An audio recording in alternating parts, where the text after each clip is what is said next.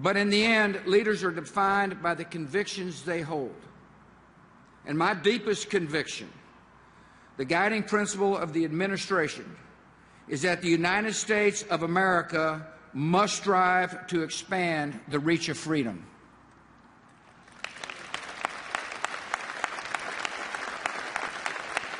I believe that freedom is a gift from God and the hope of every human heart. Freedom inspired our founders and preserved our union through civil war and secured the promise of civil rights. Freedom sustains dissidents bound by chains, believers huddled in underground churches, and voters who risk their lives to cast their ballots. Freedom unleashes creativity, rewards innovation, and replaces poverty with prosperity. And ultimately, freedom lights the path to peace. Freedom brings responsibility. Independence from the state does not mean isolation from each other. A free society thrives when neighbors help neighbors, and the strong protect the weak, and public policies promote private compassion. As president, I tried to act on these principles every day. It wasn't always easy, and it certainly wasn't always popular. One of the benefits of freedom is that people can disagree. It's fair to say I created plenty of opportunities to exercise that right. But when future generations come to this library and study this administration, they're going to find out that we stayed true to our convictions. Ultimately, the success of a nation depends on the character of its citizens. As president, I had the privilege to see that character up close. I saw it in the first responders who charged up the stairs into the flames to save people's lives from burning towers.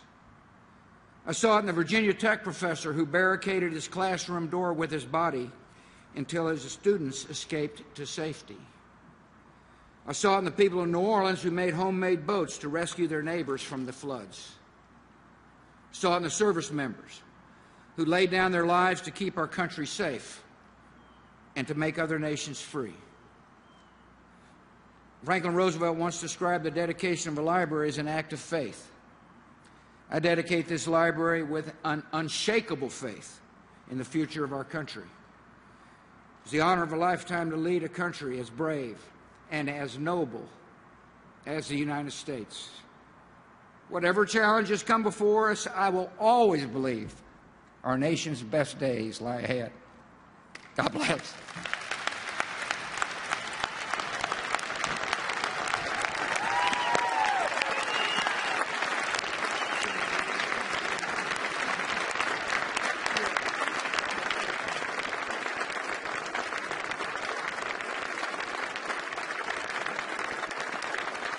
On the flight back from Russia, after negotiating with Nikita Khrushchev at the height of the Cold War, President Kennedy's secretary found a small slip of paper on which the president had written a favorite saying.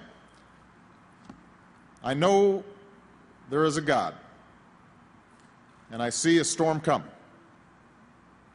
If he has a place for me, I believe I am ready." No one can be completely ready for this office. But America needs leaders who are willing to face the storm head-on, even as they pray for God's strength and wisdom so that they can do what they believe is right. And that's what the leaders with whom I share this stage have all done. That's what President George W. Bush chose to do. That's why I'm honored to be part of today's celebration. Mr. President, for your service, for your courage, for your sense of humor, and most of all, for your love of country, thank you very much. From all the citizens of the United States of America, God bless you, and God bless these United States.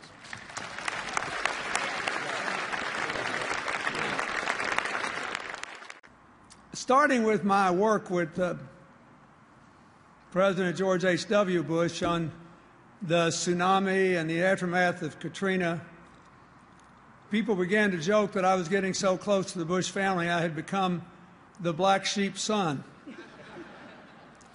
My mother told me not to talk too long today. And Barbara, I will not let you down.